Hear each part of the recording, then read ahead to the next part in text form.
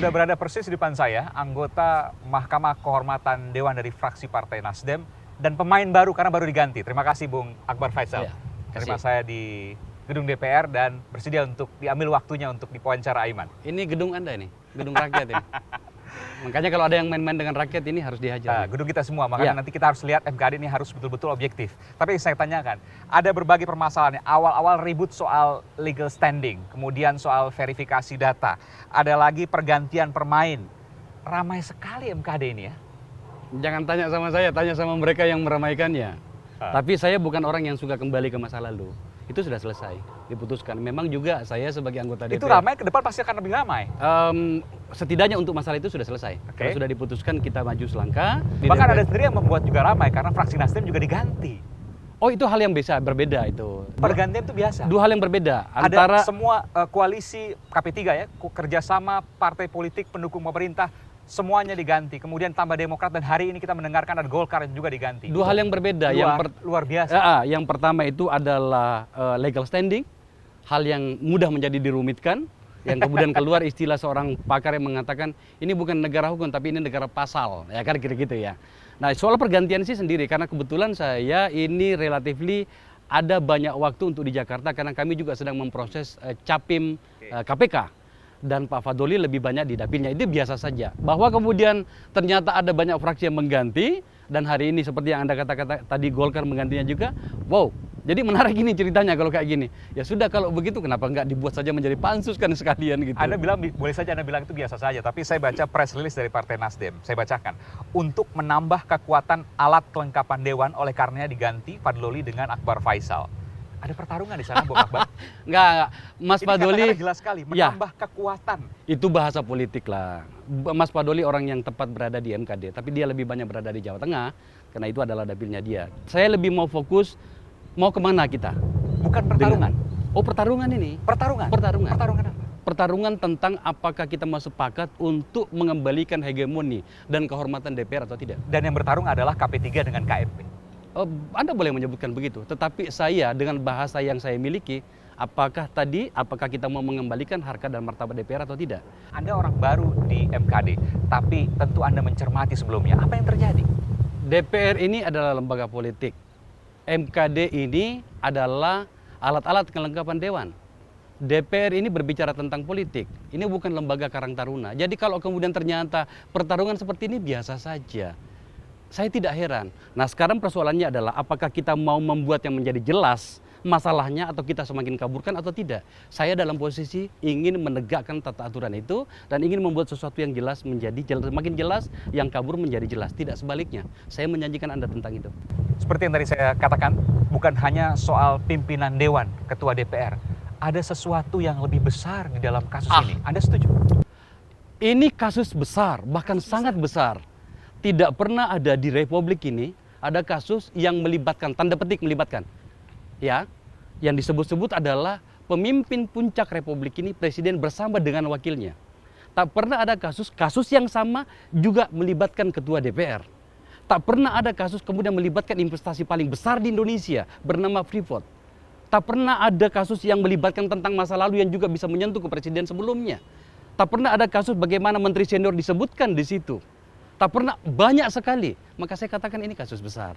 Tetapi karena ini MKD ini adalah disiplin pada tata etika anggota Dewan. Karena itulah adalah tupoksinya MKD, saya akan fokus ke situ. Hal-hal yang menyangkut pidana dan perdata segala macam, monggo silakan aparat penegak hukum untuk itu.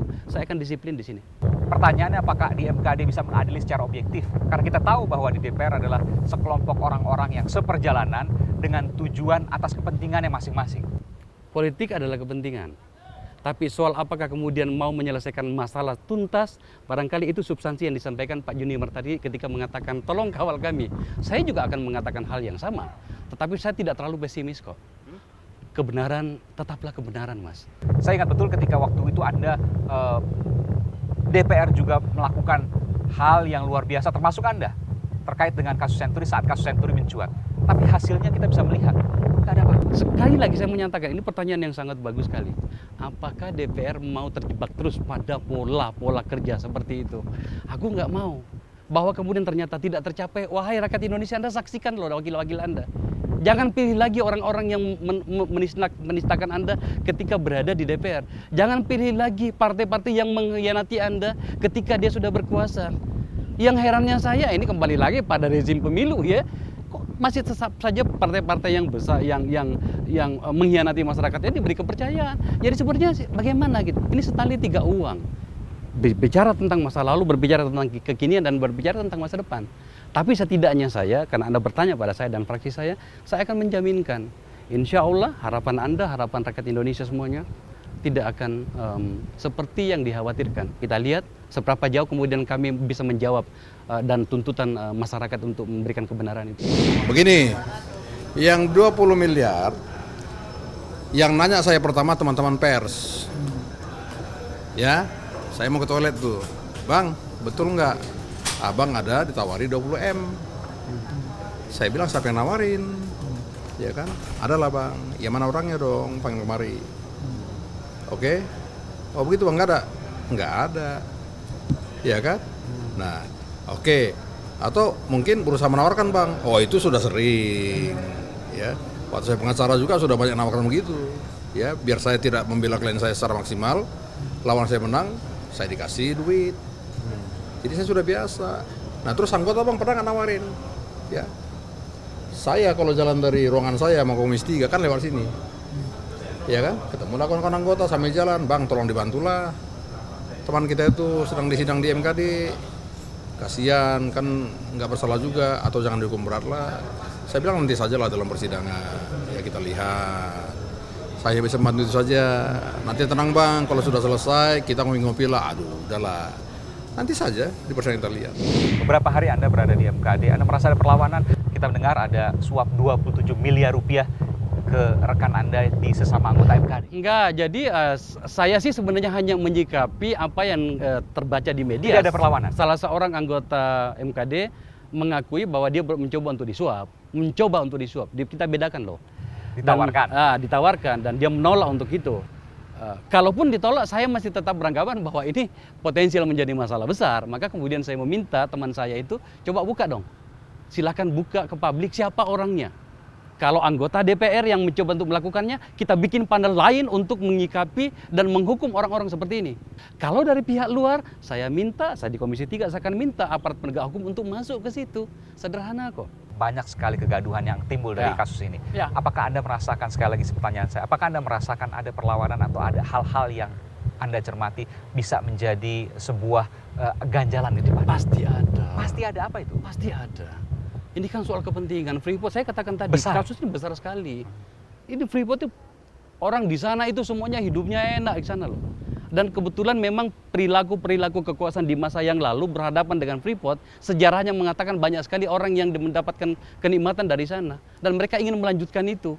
Saya mau fokus lagi tentang MKD, di mana tupoksinya adalah menjaga kehormatan anggota dewan dan menjaga kehormatan dewan yang luar biasa. Jadi apa yang Anda rasakan? Perlawanan apa? Boleh dong orang melakukan perlawanan. Pertanyaannya adalah, apakah saya harus mundur dengan itu? Enggak. Bolehkah Anda share kepada kita, pada kami? Ya. Apa bentuk perlawanan itu? Apa bentuk godaan itu yang ditawarkan pada Anda? Apa bentuk perlawanan Saya nggak itu? ada tuh.